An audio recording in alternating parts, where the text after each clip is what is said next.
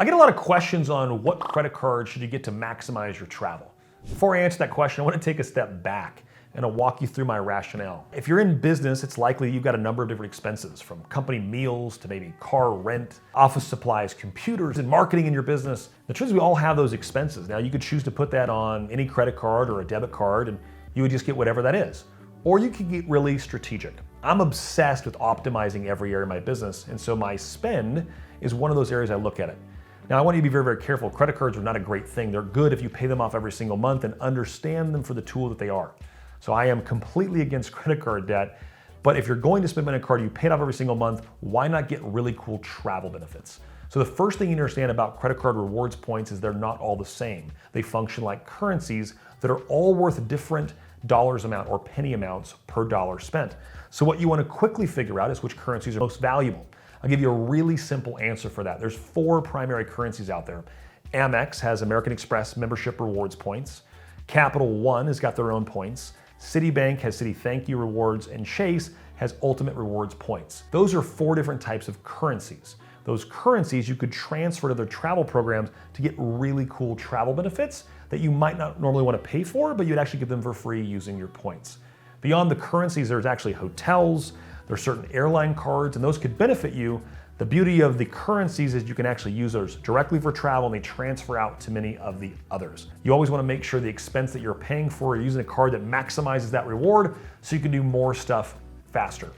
I'll give you a recent example for one that I did. I was flying back from Kauai to Phoenix in the really, really cool Hawaiian Airlines lay flats. And that ticket one way was $4,000 from 80,000 points. Now for 5 people, I'm not going to spend $20,000 to fly one way from Kauai to Phoenix. Yet 80,000 points is an incredible value for me. So I had those points, so I was able to have an experience that would have cost $20,000 and get it for free and have a much better experience than had I paid cash and sat in the back of the plane. So there's a number of examples I could give you like that, but those credit cards would be the ones to think about to maximize your spend on whatever that is. If you're gonna get 3 cards today, I would get a Capital One Venture X card, I'd get a Citi Double Cash, and I would get a Chase Freedom. Each of those earn a standard amount, so you don't have to figure out if you get more at a restaurant or more at an office supply store. If you want to get really creative, you'd want to find out which of the Citi, Amex, Chase, or Capital One cards give the best spend for a certain category, and you want to use that card for that expense.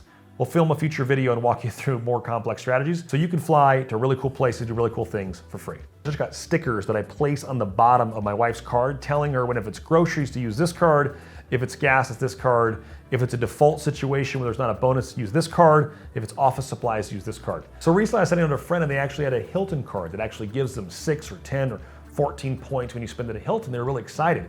The truth is that that's a great return, but people don't realize that those points are worth the fraction of what an Amex or a Capital One. It would be like, hey, I've got $1 or would I rather have 10 cents, right? People don't think that you've got to actually run the math on what the currency is actually worth. So in general, make sure it's an actual business expense or a personal expense. You're paying it off every single month and you can afford what you're actually buying. So again, at Be Wealthy, we're completely against credit card debt, so we never encourage that. It is very important also to make sure you're maximizing your credit and make sure you understand how credit's driven. Go to Credit Karma, sign up for their free credit app, and you can monitor. It'll give you recommendations of things you could do to raise your score. The better your credit score, ultimately later when you go to buy a home or do anything else, it'll actually help you get better financing at lower rates by having great credit. If you want my favorite credit cards that I'm using right now to get incredible travel benefits and other benefits, comment credit in the link below and we'll send those to you.